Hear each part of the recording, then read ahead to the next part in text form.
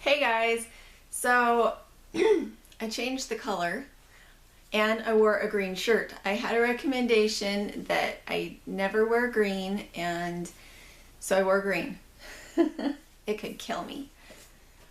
I always feel like I look a little pucey when I wear it. The book I wanted to talk about today is Home, Smoking and Curing, and it's by Joanna Farrow. Now, before we built our smokehouse, this was the book that kind of pushed us to do that. Before that, we had been using a little smoker, a little like hot smoker. And I found this in at the Preparedness Pantry. No, it's not the Preparedness Pantry. It's the Preparedness Store in Idaho Falls. And they have a website. I think it's thepreparednessstore.com. And these guys have been around since I was itty bitty. When I was little and we lived in Idaho Falls, this is where my parents went for all of their preparedness stuff. And I found this book, and lately they have just been stacking the shelves with these kind of really amazing books. And what I really liked about this one is everything. There's your salt box, your curing box. They walk through everything with really fun pictures explaining everything that you could need to do this, and then they just make it simple. They say, okay, so if you have fish, sprinkle some salt on them and put them in a place where they can dry. And we did that, and they're fantastic. Now Mr. Dirt is a little bit worried about it, so after he cures something, he likes to put it in the freezer. And I won on one thing. I said, we need to see if the bacon really works this way. Because there's no point to preserving something that isn't preserved enough that it actually is viable in the state that it's meant to be preserved in, which is dry, hanging in your kitchen, or in a box with ashes that will keep it from getting moist. So, everything in here is so stinking easy.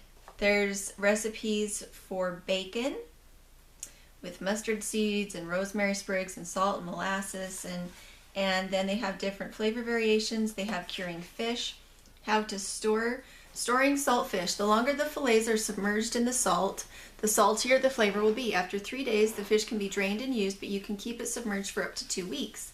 After this time, the fish can be drained and dried for long-term storage.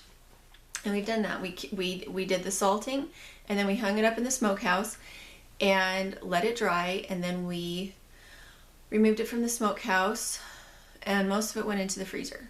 Some of it didn't, and that did end up getting some insects in it, but they didn't like, it was like they got onto it and then they decided they didn't like it, and yet then they couldn't get away. It wasn't like they'd gotten into it and ruined it. There were actually parts on it, and maybe you guys are grossed out by this, but I did taste it. It wasn't infested with insects. It had like a bug in one spot on the surface that had gotten caught. And so obviously that's not the spot that I tasted, but it tasted just fine. And then drying salted fish. Remove the fish from the dissolved salt, but do not rinse it. Pat dry on paper towels and make a small hole about 1 centimeter away from the end of the fillets with the tip of a thoroughly clean, small, sharp knife. Thread with string and hang the fillet in the fridge or a very cool place such as the cellar, larder, or outbuilding. The fish will become hard and turn to a matte, pale cream color, which will keep for several months if conditions are right. Check frequently to see how it is drying. To reconstitute, soak the fish in cold water for 24 to 48 hours, changing the water once or twice until softened. Now that's not what I do. When we dried it, what I then did was, instead of soaking it, what I use it for is for a flavoring agent in chowder. So rather than taking the salt out of the fish, what I do is I have my soup ready. I take my fish and I break pieces off into the soup, and then I don't have to add salt.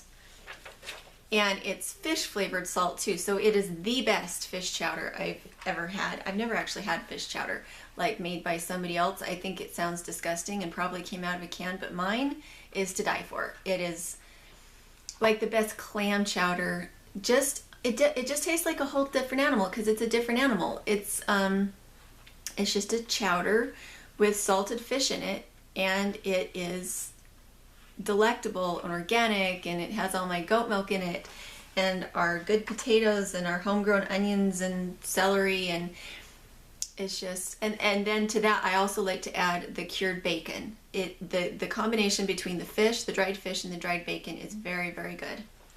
Because the bacon, when you make it yourself, doesn't taste like the bacon in the store. It doesn't have a bacon flavor unless it has been smoked heavily. It has gravid lax. I don't know if I'm saying that right. Lox. And that's how you prepare the fish after it's been dried. Brandade. Brine curing. How to get your ham ready for brining. So I'm not telling you guys you have to go out and buy this book. I don't even know where exactly it's available. I don't know where they found this book. It doesn't necessarily look like it was published by a big, huge publisher. Okay, it was published by Skyhorse Publishing. And I don't know if you could get this in the library. Maybe you could. I'm sure you could at least get it on a library loan. So when I do these book reviews, I'm not asking you to buy these books. I want to just be really clear about that. Whenever I'm suggesting a book, go check it out at the library before you buy it and see if you care about it, because while they are a great resource, there's so many different books that can be a resource that you don't need to go out and buy the first book that you look at or the first book that I suggest. Granted, I've gone through all the books. If there's a book out there that's on farming and permaculture and everything, I will have read it. This is my passion. And so I will recommend books to you that I believe I learned something from, but what I'm trying to learn from it may not be the same thing that you're trying to learn from it, and you may not be at a point where it is useful yet. So, however, if I do a book review, make sure to check it out at the library if you can, and just look at it and check it out, because I like simple books. I don't like terribly analytical, graphs to the sky, mathematical books. That's not how my mind works. My mind is very creative and needs things cut and dried and simple in pictures with things that I already have in my kitchen. And so that's why I love these books that I'm recommending, is that they speak to my mind. I don't want to call myself simple, but my non-mathematical mind. So for those of you who love mathematics and you love measurements and you want things to be down to the milliliter,